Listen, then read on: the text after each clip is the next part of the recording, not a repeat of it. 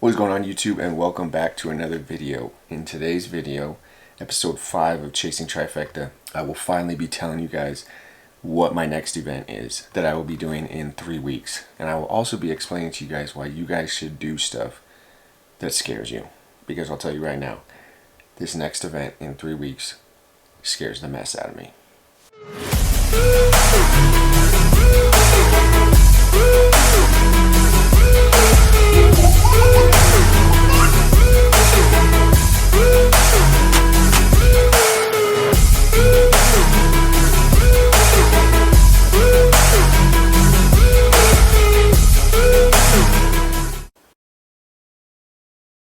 So this morning I weighed in at 205, so I'm still in my bulking phase right now for my January 27th race. I will be starting my maintenance phase, I want to say, in 2 weeks, and then we'll see how that goes. But I'm feeling pretty good this morning.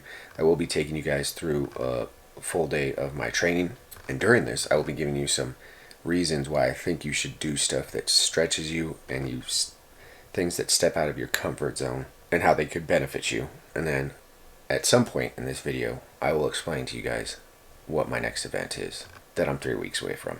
So you gotta watch the whole video because you don't know when I'm gonna tell you. But it's currently 5:30 right now, so I'm gonna go eat my breakfast and then get my training started. So for breakfast this morning, since I do have a brick workout, I'm gonna be having a bagel and a half, some peanut butter, some honey, and a banana. This is my go-to meal on Saturday mornings, since I always have my brick workouts on Saturday. And I think today I got 6 miles with a chest and back workout. So it should be fun. Breakfast is done, and I'm going to be working out in probably about 40 minutes. Before I do that, I'm going to give you one of the reasons why I think you should do things that are hard, difficult, and that suck, that you don't want to do. And the reason why is it prepares you for life. By doing things and signing up for things that you don't want to do, or things that are tough, I would say probably 90% of your life you're going to be doing things that you don't want to do. Just look back on your entire day. For instance, let's look back on my entire day. Yesterday, woke up at 3 o'clock in the morning, didn't want to do that. Had a healthy breakfast, didn't want to do that. Went to work, didn't want to do that. And as you go through life, you're going to have to do things you don't want to do. And what I have found, that if you put those things in your life, when you come across something you don't want to do, you are already mentally capable of pushing through that. So last week when I was on October break for school, and I was home for an entire week, I would say that I think I watched Maui over 985 times.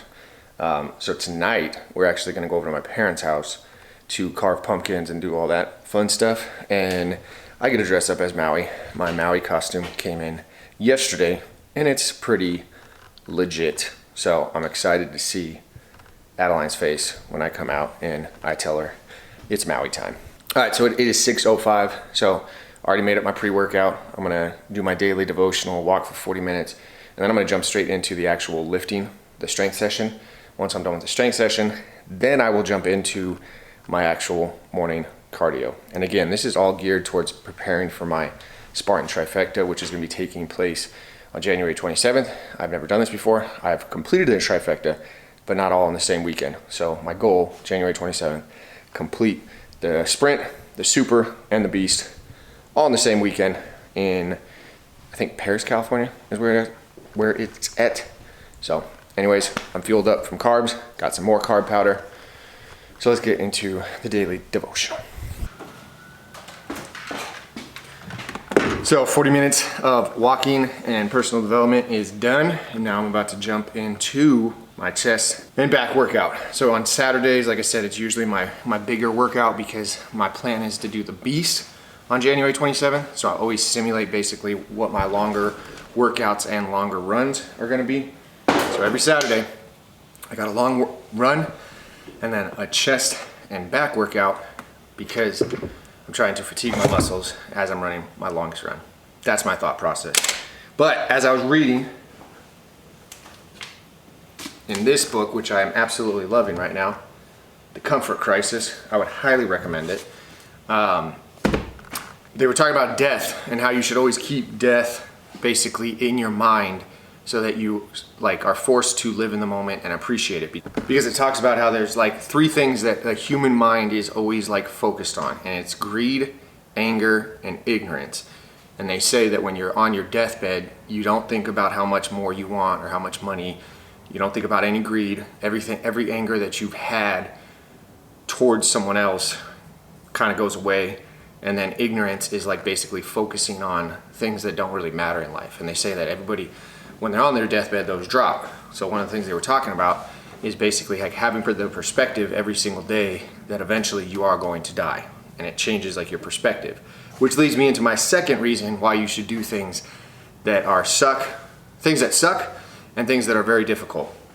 And that is to gain perspective. If you are going through life and everything is very easy, or if you are running or trying to avoid things that are uncomfortable, you have no perspective. So if you stub your toe, you may think it's like the end of the world. If you get an F on a test, you may think it's the end of the world. If you even get fired from your job, you may think like this is the worst case, nothing could go wrong. And I read in another book that they were saying that there was a guy that was talking, and he just lost his job. And he was saying how like his world was over. Well, the guy that was talking to him said, okay, well, let's put it on like a scale of 0 to 100. 100 being like, how bad do you think it is? And he's like 100. And he says, okay, well, I'm gonna give you a couple more, and you're gonna put more of those on that scale. So for instance, if you were to find out your loved one died, or one of your loved ones died, where would that be on the scale? And he said, that'd be 100. And he said, okay. And he says, well, what happens if, like, for instance, you lost a limb?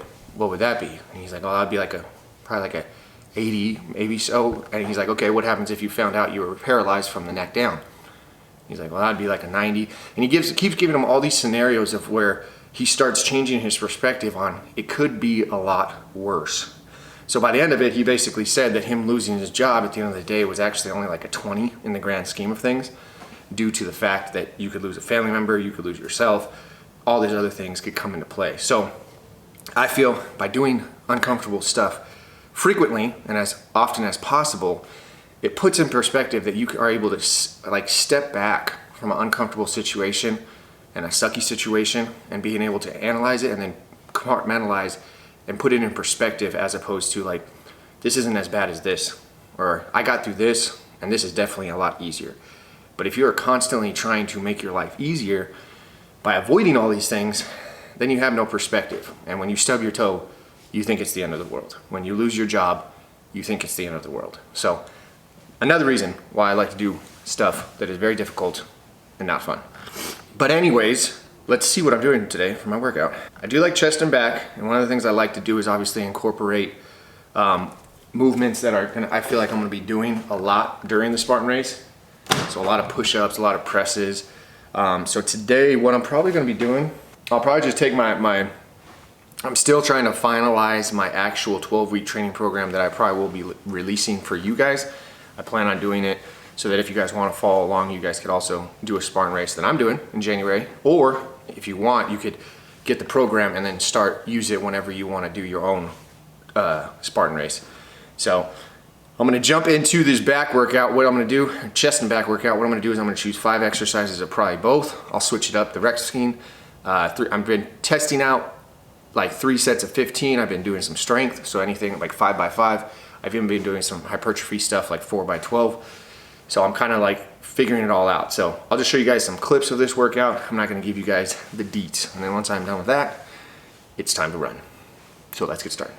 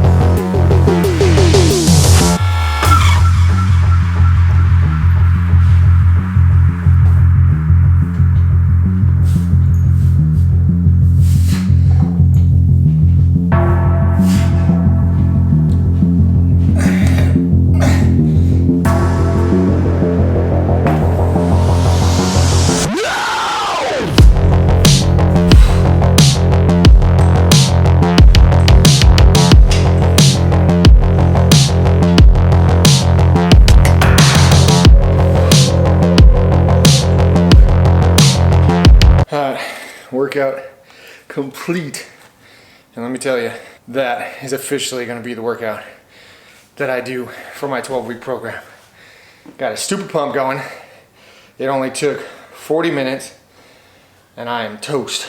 So it will be a perfect workout that when I start my training program to throw in the middle of my long run on Saturdays. So probably what I'll do is alternating weeks, probably every other week, I'll do like, say it's a 6-mile run, I'll do 3 miles, then come inside, do this workout, and then immediately after do another 3 miles, just so I get used to running and then also doing some resistance, running, resistance. So that's how I do it for my, when I train for the Spartan races.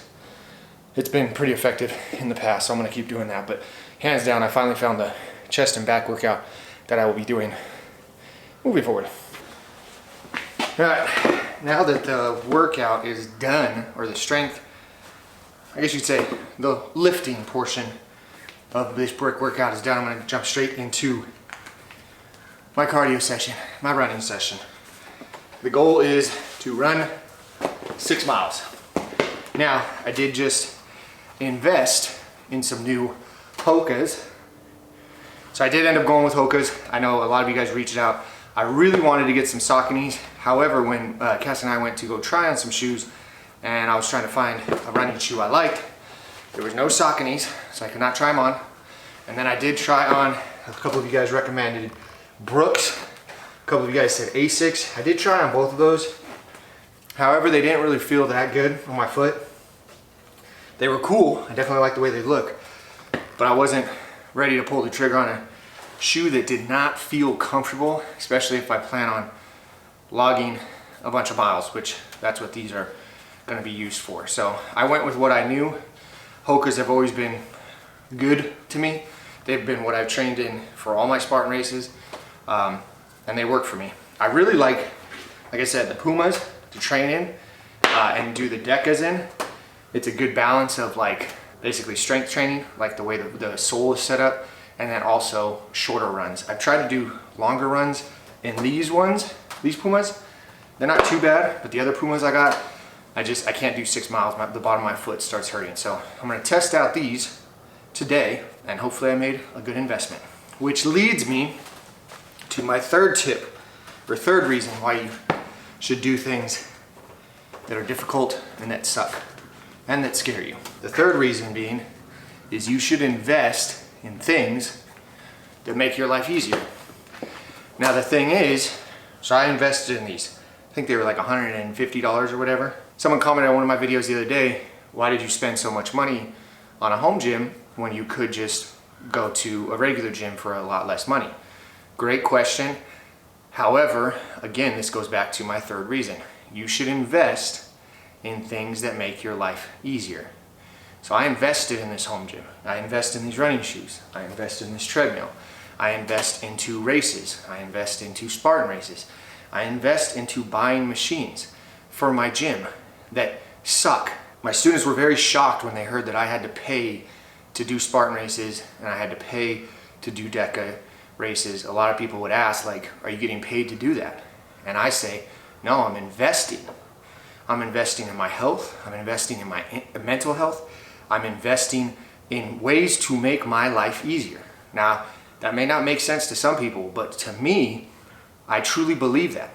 By spending money, and just like you would invest in your future by putting money away so that you have money for retirement, I invest in this sort of stuff so that one, I live a very long life, but I truly believe that by investing in difficult stuff, it makes my life easier. Now, I'm not saying my life is super easy. Trust me, I have my own setbacks and own mental issues that I deal with, just like the average American. But I probably invest more into my mental health, my physical health, than the average American. So that would be my third reason why I think you should sign up for races that bring you out of your comfort zone, or that they have to stretch you physically and mentally. And honestly, it doesn't even have to be something physical. You could do something that you are uncomfortable doing, like for instance, public speaking, or going to an interview that you've been kind of putting off. That's a sucky situation, but I think if you invest into stuff like that, your life will become easier. It's not going to be an easy life, but it will feel a lot easier than the average American. So that is third reason why you should invest in things that suck, which is why I'm gonna go invest in this 6 miles of suckiness. So I will catch you guys on the other side of suck.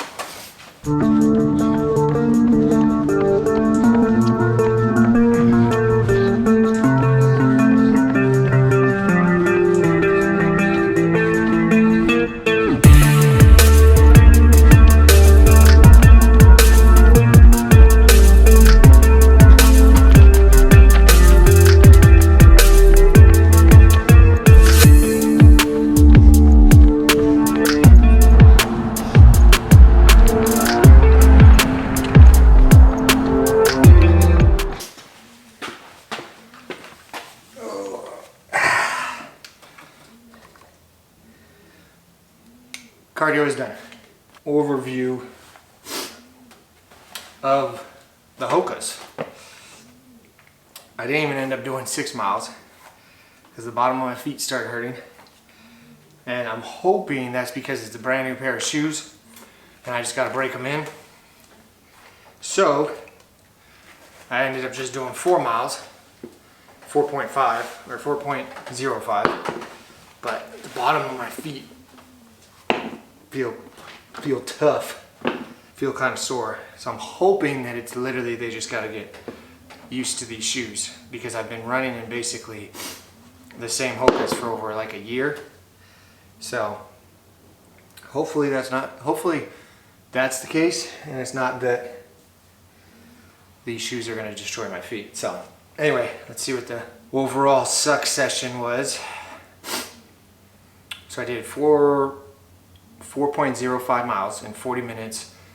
Average pace was 9:55 and total calories was 531. Average heart rate was 148 beats per minute. So that about wraps up today's training session. So I'm gonna go inside, eat, and then spend some time with Cassie and Adeline, and then I will give you guys my final reason why you should embrace the suck and why you should sign up for stuff that puts you out of your comfort zone, do things you don't want to do, and then I will tell you guys what my next event is, because I was thinking about it the entire run and I'm still scared out of my mind for this event. So I will catch up with you guys a little later. What is that? Oh, what is happening right now? Are you putting on mommy's outfits? Oh, you done? You're not gonna wear it anymore? No? I like you in that color. You look very pretty. Silly girl. Alright, so I just finished eating, and now I'm just doing some stuff around the house with my little mama. We're just playing, getting ready for tonight. But it leads me to my next final thing before I tell you guys and do the grand reveal of what exactly I will be doing in 3 weeks. So, the last thing why I think you should do things... Do you want to see yourself? Can you say hi? Hi. You're so silly. Okay. Alright, so the final reason why you should do things that are uncomfortable is exactly for this little mama right here. Is that you? Can you do hajamba? You're funny. Uh-oh, does Leo got blue? Hey, drop that. You're not supposed to eat that. Good boy. You want me to wash it now? Okay, I'll wash it. So the main reason why you should do things that are uncomfortable and that you don't want to do is because... So the final reason why I personally do things that are uncomfortable and not fun is because you could obviously tell I'm a husband and I'm a father. I'm a firm believer you should set an example for the people that you care about in your life. Now, if you're not a father, but you're a husband, or if you're a mother or anything out there, this goes for male and female, but I have a little girl over there that I am trying to set an example of how to prepare her for life. And I am a firm believer, especially with everything I've done in my life, anytime someone tries to give me advice on something, it is very hard for me to listen. What's your last show? You want to watch your show? What do you want to watch? No. You want to watch... Oh, you dropped a rock. No, You want to watch Maui? Okay. Can you give me a kiss first? And then we'll watch Maui? Oh, I love you. I want to watch Maui. You're so s- Watch Maui. You want to watch Maui? Yeah. Okay. You're crazy. You're crazy. You're so crazy. I just turned to Dad and me watch Maui. Can you say hi? Hi. Can you say cheese? Cheese. Oh, I love you. All right, so I'm going to turn on Maui for Adeline, and then I'll explain to you guys what exactly. Where's the remote, Mama? Oh, why exactly you should do things that you don't want to do. I respond very well to someone that gives me advice when they have been in that situation, when they have gone through it, when they have done it. When I was trying to get into fitness, it's very hard for me to listen to someone, and some people may take this wrong way and get offended, but this is again just my personal opinion. It is very hard for me to listen to someone like giving nutritional advice when they're like overweight, or someone who's giving, you know, advice on how to deal with stress or anything, yet they're like stressed out all the time. They're referred to like as like, I would say, people that just read a lot of knowledge when it comes to books, but they don't apply it. Like, I could read all this stuff about nutrition, working out, fitness, and it may be 100% true, and I could tell people that, but for me, it's harder to listen to that person if they don't like fit the part. So like when my daughter gets older and she's going through like tough times or something, or saying she's scared to do something, or she's afraid, or she does something that she tries and she fails at, it's going to be very hard for me to like, even me, like giving advice, I would feel like a fraud if I'm giving her advice and it's like, dude, you've never even taken your own advice, or you've never applied that in your life. I know that like I said, when someone gives me advice and they have been there and done it, it really like resonates with me, and I want to take that advice. So I think the reason why you should do it has nothing to do with you, but it has to do with the people around you. Like even these races and doing tough stuff, like when I try to give my wife advice on different situations, I even feel like I'm able to do that because I have done something. I will try and give her advice on stuff that I haven't done, and it's very hard for me to feel like it's actual good advice, if that makes sense. So I would say the last reason why you should do things that are not comfortable and hard for you is so that you can set an example for the people that you care about in your life.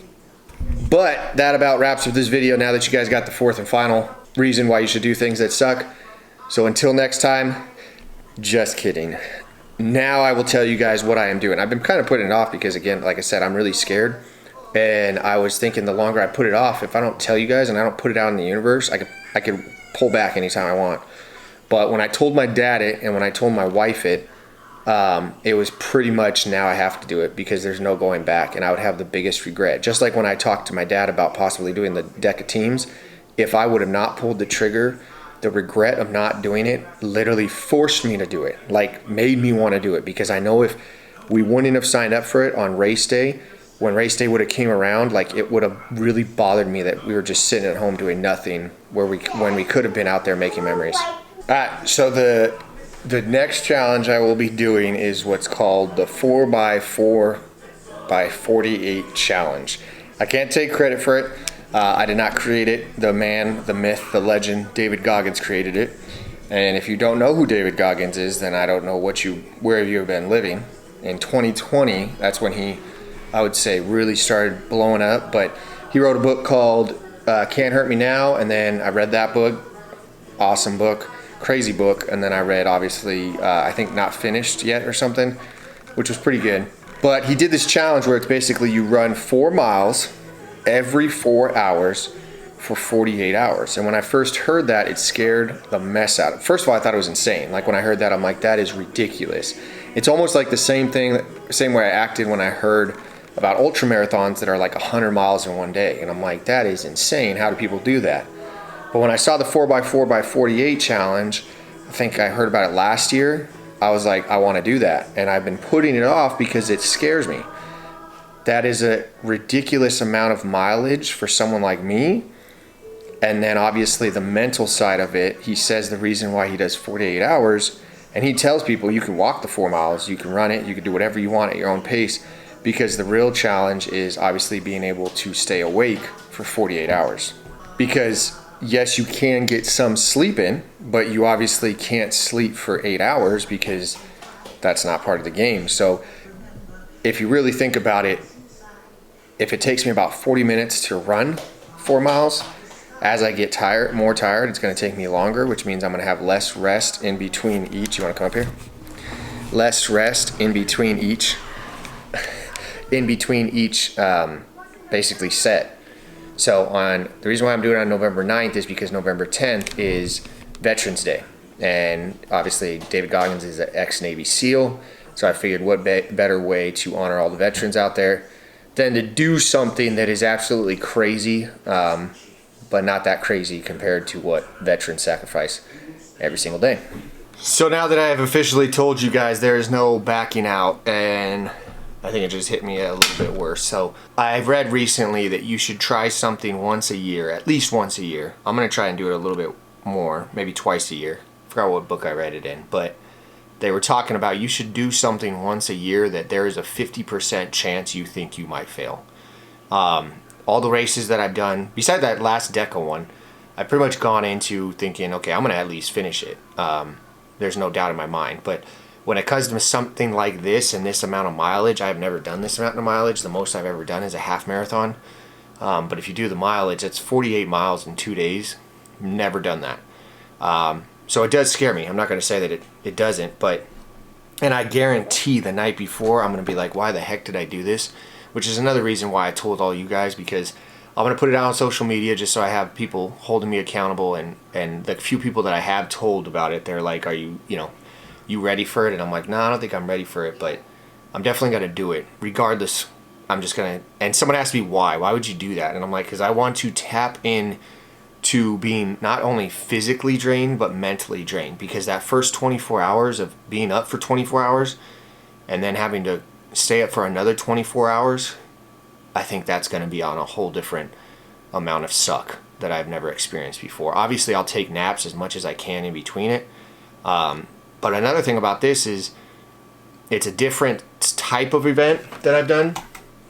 And the reason why I say that is there's no finish line, there's no medal, there's no crowds, there's legit nobody. Like I mean, obviously my wife and daughter will be home, but I'm going to wake up. I haven't decided what time I'm going to start. I'm going to obviously talk to Cassie about that and figure out what our schedules look like. But I'm pretty much going to start and then just start chipping away at it every 4 hours for 48 hours. So it's not like there's a huge venue. It's not like everybody's watching. Like, it's literally just going to be me, the streets, and the pain cave. That's really what it comes down to. So I am excited, but I'm definitely more scared to attempt this. But I'm obviously going to document it. And it's basically going to kick off my 12-week training program. So I think the first week of November is when I start the 12-week training program. So basically my second week of the training program, I will be doing the 4x4x48 challenge. So it's going to start November 9th, and I'll end technically November 11th sometime.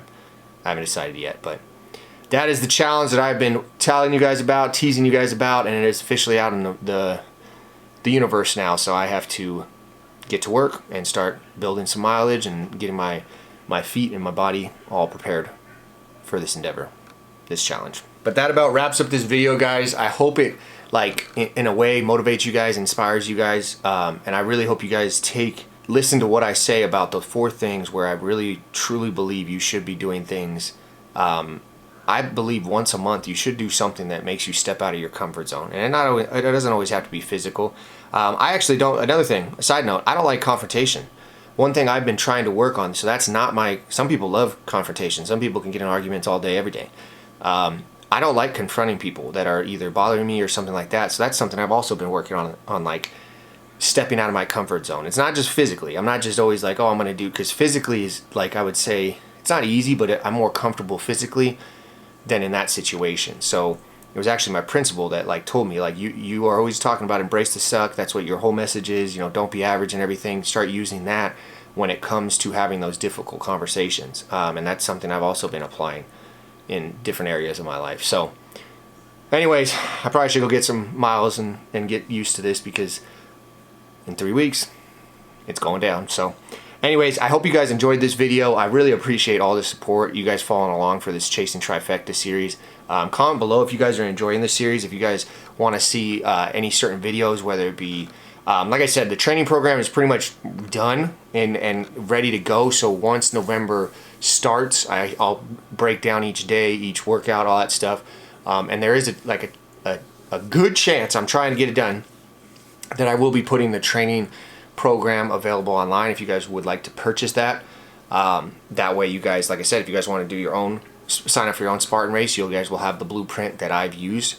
So yeah, comment below if you guys are interested in obviously purchasing the training programs, if that's something you'd be interested in. And then you guys already know the motto: stay happy, stay healthy, and above all, don't be average. I will catch you guys in the next one.